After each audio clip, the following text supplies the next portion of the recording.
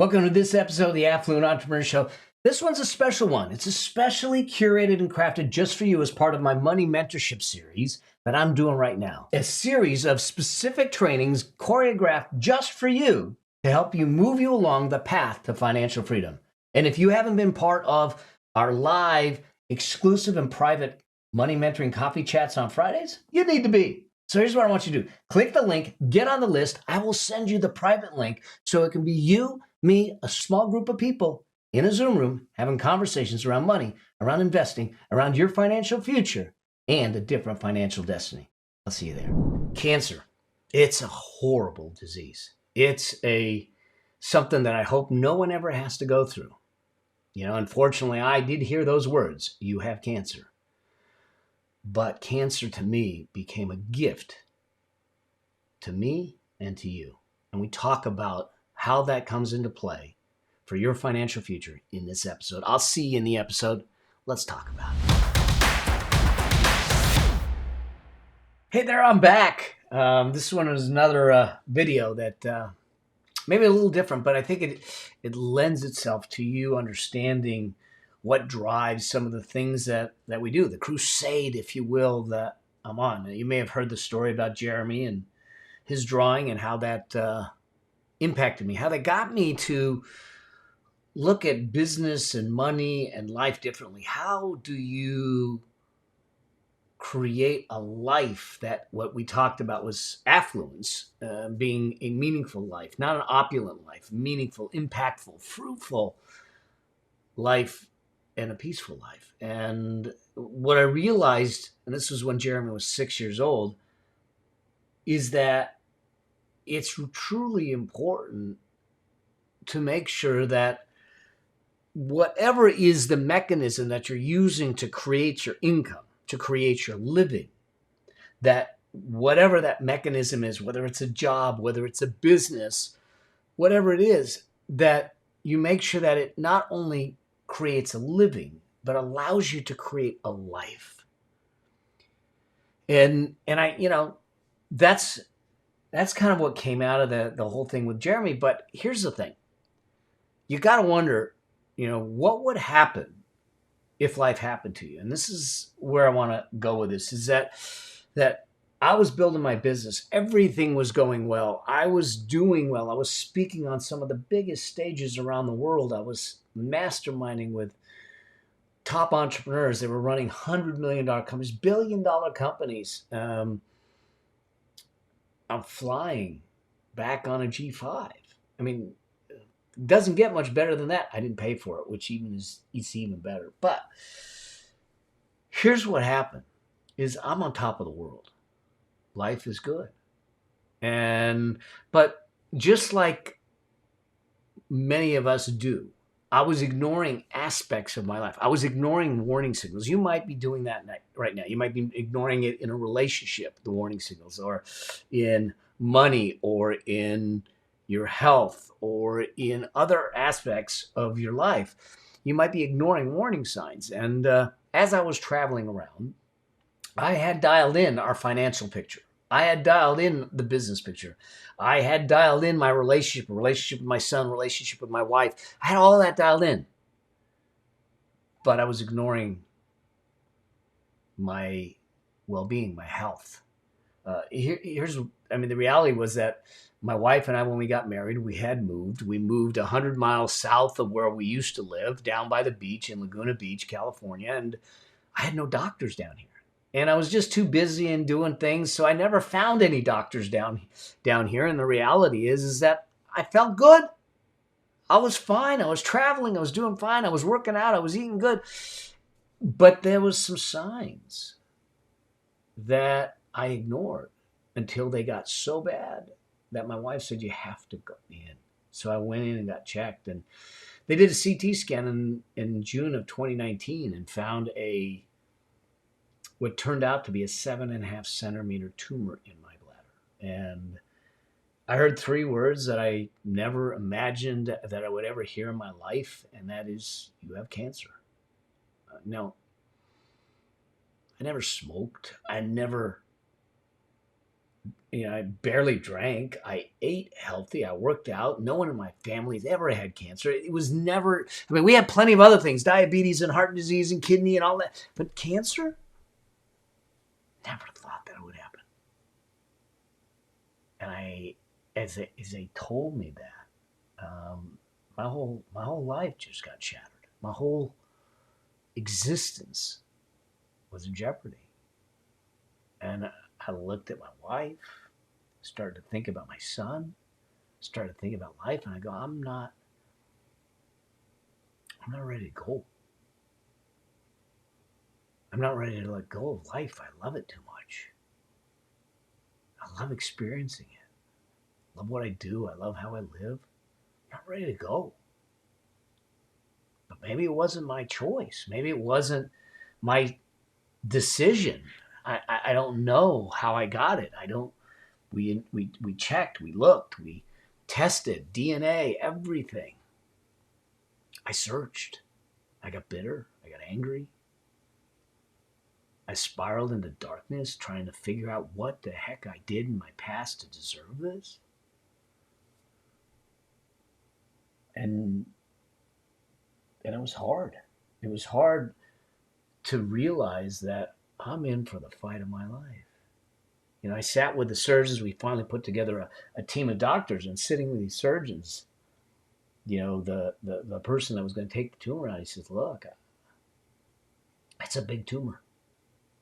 It's on your prostate. I might have to take the prostate out. I can't see the ureter on the right side. We might have to put a tube and a bag in for the kidney. And if it's bad, we might have to remove your bladder. Like, my whole life was handed to me in pieces, I thought. And I was at a loss. I it was probably the most stressful, obviously, of any time. If any of you have ever gone through that, I'm sure that you, or watched someone go through it. It's a difficult time. There's so much uncertainty. There's so much unknown, and they don't know till they go in how bad it is. They don't know if the treatments are going to work. They don't know any of that, and you're sitting back saying, "I got to put life on hold." Here's the thing that I realized, and this is really the point of what we're looking at here, is that the lessons I learned from Jeremy back when, that had me restructure my business and restructure the way we did money, because through that, it allowed me to sit back and say, I have the business, I have the job, I have all that, and that's creating cash flow. But I needed to build a machine that gave me financial freedom, what I call the money machine. See, because I did that, and we'll talk more about that, is that I was able to fight the cancer medically, physically, psychologically, spiritually. I had all that stress to deal with it, but I didn't have to fight it financially. I didn't have to question what doctors to go to. I didn't have to question the treatments. I didn't have to worry about being at a job. I didn't have to worry about working through the days and fighting for my life at the same time. I had the luxury, the privilege, however you want to call it, the blessing, the foresight. I had no idea I'd get cancer. But because of the way we did this, I was able to shut down the business. I was able to just say, all right, I'm going to step away because I don't need to earn the money. I have a machine that's going to give me money.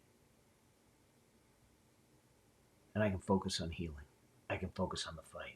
I can spend each day, every day, all day, going to the doctors, working on the treatments, doing all the alternatives, doing all the Western medicine, the Eastern medicine, the far out medicine, whatever you want to call it, to do the things to make sure that I could stay here with my family, with the people I love, to experience life even more. Here's the thing. I don't know where you are in your life. I don't know what struggles you might be dealing with. I don't know what your journey has been, financially or otherwise. But my ability to navigate the cancer without financial stress is what put the pressure on me to realize this is why I was given cancer. It's to bring this message to you, to bring this message, to bring this crusade forward, to help other people build a financial money machine, a wealth machine, to care for them when they need it, when life happens, be it a relationship, be it a health concern, be it a pandemic, be it whatever it is, where you're not beholden to a business or a job. And yet some people would say, oh, well, you got to make a lot of money to do that. No, it's actually not the case. It's actually what you do with the money you make that matters. We just need to understand the principles, the priorities, and the processes to make that happen. And when we do that and we build that money machine, you have yourself an ATM. Imagine this for a moment, where you get a chance to retire and keep your lifestyle at a level that you have or higher because you did it right, because you walked the path to financial freedom. That's what gives the cancer meaning for me. See, because I kept looking in my past to find a reason, and there wasn't a reason in my past. There wasn't anything I could point to. I said, that's why I got it. And that's when I looked at it and said, maybe the reason for the cancer isn't in my past, but rather in my future. That the reason I was given cancer is to say that, to raise the attention and my awareness to the fact that people are struggling and maybe struggling financially. We don't talk about money. We don't talk about building wealth. We even demonize it. But how do you give the gift of financial freedom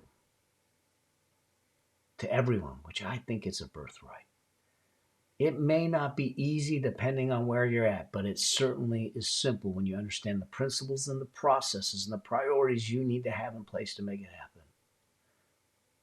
And when I realized that just taking what I did for decades for myself, for my clients, even for my son, he's 32 years old, his wife's 30, they've got their first child, second child on the way, 3 homes, and a multi-million-dollar net worth. They are take off 1 month to a foreign country every single year.